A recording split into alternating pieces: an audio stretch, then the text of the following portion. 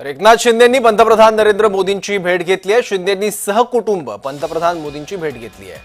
पंतप्रधानांच्या निवासस्थानी जात एकनाथ शिंदे पंतप्रधान मोदींना भेटले आहेत। एकनाथ शिंदेंनी पंतप्रधान मोदींची भेट घेतली आहे, त्यांच्यासोबत चर्चा देखील केली आहे। सहकुटुंब पंतप्रधान मोदींची भेट त्यांनी घेतली आहे। यावेळी श्रीकांत शिंदे सुद्धा उपस्थित होते। श्रीकांत शिंदे यांच्या सौभाग्यवती यावेळी उपस्थित होत्या।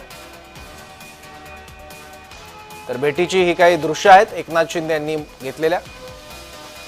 उपमुख्यमंत्री एकनाथ शिंदे यांनी पंतप्रधान मोदींची भेट घेतली आहे। काही वेळापूर्वी त्यांनी अमित शहांसोबत सुद्धा चर्चा केली आहे। जवळपास अर्धा तास ते अमित शहांसोबत होते। त्यानंतर ते पंतप्रधान मोदींच्या निवासस्थानी दाखल झाले होते आणि आता एकनाथ शिंदे यांनी पंतप्रधान मोदींची भेट घेतली आहे। आणखी माहिती घेऊ आपले प्रतिनिधी शुभम उमाळेकडून। शुभम,